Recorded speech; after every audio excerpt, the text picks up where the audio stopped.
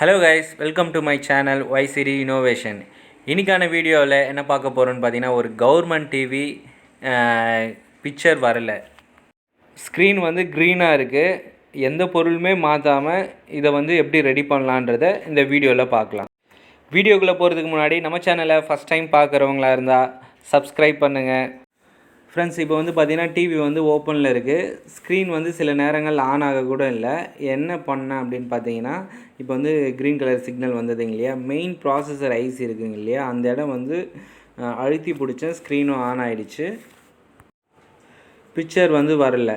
இப்போ வந்து பார்த்திங்கன்னா இந்த போர்டு வந்து திருப்பி நம்ம வேலை பார்க்கணும்னா சில ஒயர்லாம் கழட்டி விட்டால் தான் நம்ம வந்து வேலை பார்க்குறதுக்கு மாதிரி நமக்கு வந்து இந்த மாதிரி இருக்கும். மெயின் ஐஸில் வந்து ஏதோ ட்ரை இருக்குது போல் இருக்குது. நம்ம வந்து ரொம்ப மைன்யூட்டாக வந்து பார்த்திங்க அப்படின்னா ஒரு மாதிரி வெடுப்பாக இருக்கும். இந்த இடங்கள் கூட பார்த்திங்கன்னா ஒரு பின்னு வந்து ஷேக் ஆகுது இல்லைங்களா, அது நீங்கள் கரெக்டாக உத்து பார்த்தா தான் தெரியும். அது கேமராவில் அந்த அளவுக்கு தெரியல உங்களுக்கு. இப்போ வந்து நான் எங்கெங்கெல்லாம் ட்ரை அடிக்க போகிறேன் அப்படின்னு பார்த்தீங்கன்னா, எங்கே ஷேக் ஆகிற இடம், வெடுப்பு விட்ட இடம், அப்புறம் மெயின் ஐசி வந்து ஃபுல்லாக வந்து ட்ரை அடிக்க போகிறேன். இங்கே வந்து லைட்டாக பேஸ்ட்டு வந்து தொட்டுட்டோம்னா, ஏன்னா ரொம்ப கிட்ட இருக்கும், இது வந்து டக்குன்னு வந்து ஒன்றோட ஒன்று ஒட்டிக்கிச்சுன்னா அப்புறம் வந்து எடுக்கிறது கஷ்டமாக இருக்கும். அதனால் வந்து நீங்கள் என்ன பண்ணுறீங்க அப்படின்னா, ஓகே, இந்த மெயின் ஐசி வந்து சால்ட்ரிங் பண்ணுறவங்களுக்கு அனுபவம் தேவை. அனுபவம் இல்லாதவங்க வைக்கிறதுக்கு கடினமாக இருக்கும், பக்கத்தில் போய் ஒட்டிக்கும். அதனால் 1க்கு 2 முறை நீங்கள் வச்சு பாருங்கள். வச்சு பார்த்துட்டு எந்த ஒரு பின்னும் இன்னொரு பின்னும் வந்து ஒட்டாமல் அந்த சின்ன பின்னுக்கும் செப்பரேட்டாக வந்து கன்னை வந்து சால்ட்ரிங் பண்ணணும். அது சால்ட்ரிங் பண்ணிவிட்டு முடித்த உடனே நீங்கள் வந்து நல்லா செக் பண்ணணும், க்ளீன்லாம் பண்ணணும். பேசிக்காக டிவிலாம் வந்து வேலை பார்க்குறது ஈஸி தான். ரொம்ப சின்ன ஃபால்ட்ஸு செக் பண்ணாமலே சில ஃபால்ட்டெல்லாம் வந்து ரெடி பண்ணலாம், ஐடென்டிஃபை பண்ணலாம், டிவி வந்து ரெடி பண்ணலாம்.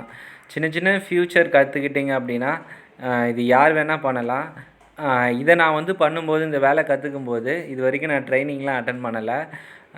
ஒன்றா இது மாதிரி பண்ண ஆரம்பித்து தான், தெரியாத விஷயங்கள் வெளியில் கொடுத்து கூட ரெடி பண்ண தான் நான் வந்து இதெல்லாம் கற்றுக்கிட்டேன். இதில் ரொம்ப பெரிய விஷயம்லாம் ஒன்றும் இல்லை, பார்க்குறதுக்கு தான் வந்து நிறைய காம்போனன்ட்ஸ் இருக்கும், போர்டு, ட்ராக்கு என்னன்னே தெரியாது. ஆனால் வந்து இதெல்லாம் வந்து ரெடி பண்ணலாம். பேசிக்காக வந்து எது டிஃபெக்ட்டு நம்ம பார்த்தா தெரியக்கூடிய பொருளும் இந்த மாதிரி சால்விங் பண்ணுறக்கூடிய பிரச்சனையுமே வந்து பார்த்திங்கன்னா 50-60% தான் வந்து இதெல்லாம் பிரச்சனை வரும். ரேர் காம்போனன்ட்ஸ் போகிறதெல்லாம் டிவியில். அது உங்களுக்கு வந்து இந்த மாதிரி வீடியோஸ் பார்க்கோ இல்லை தெரியாத விஷயங்களை இன்னொருத்தர்கிட்ட கொடுத்து ரெடி பண்ணும்பொழுது உங்களுக்கு வந்து இதெல்லாம் ஈஸியாக புரிய ஆரம்பிக்கும். ஒரு டிவி வந்து நீங்கள் சர்வீஸ் பண்ணுறதுக்கு முக்கியமான ஒரு சில விஷயங்கள் மட்டும் தெரிஞ்சால் போதும்.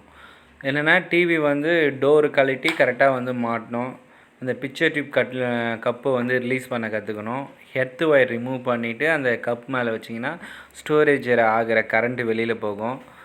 சில நேரங்கள் ஐசி காம்போனன்ட்ஸ் ஏதாவது டிஃபெக்ட் இருந்தால் அதில் வந்து பார்த்திங்கன்னா கெப்பாசிட்டரில் ஸ்டோர் ஆகும்.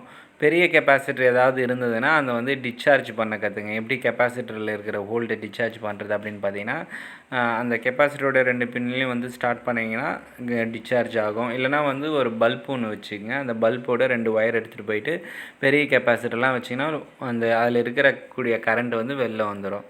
இந்த அளவுக்கு நல்லா வந்து நீட்டாக வந்து க்ளீன் பண்ணிக்கோங்க. நம்ம வந்து போர்டு வந்து எந்த அளவுக்கு உத்து பார்க்குறோமோ அப்போ தான் பிரச்சனைகள் வந்து நம்ம கண்ணுக்கு தெரியும். நல்லா சுத்தமாகவும் இருக்கணும். முன்னாடி எப்படி இருக்குன்றது அவசியம் இல்லை, இந்த பிசிபி பக்கம் வந்து முடிஞ்ச அளவுக்கு வந்து ரொம்ப கிளியராக இருக்கிற டிவி தான் வந்து ரெடி பண்ணுறதுக்கும் ஈஸியாக இருக்கும். உங்களுக்கு ஃபால்ட் என்னன்றதும் டக்குன்னு ஐடென்டிஃபை பண்ண முடியும். இந்த பேஸ் போர்டில் வந்து பார்த்திங்கன்னா சின்ன கம்ப்ளைண்ட்ஸ் வந்துகிட்டே இருக்குது. என்ன கம்ப்ளைண்ட்ஸ்லாம் வரும்னு பார்த்தீங்கன்னா, சின்ன டிரான்சிஸ்டர் இருக்கும் இல்லைங்களா, அது வந்து ஓவராக ஹீட் ஆகும், அந்த இடம் வந்து ட்ரை ஆகும், ரெசிஸ்டர் ட்ரை ஆகும், அந்த கலர் ஃபால்ட்டெல்லாம் வரதுலாம் அந்த நெக் பேஸில் தான் வரும்.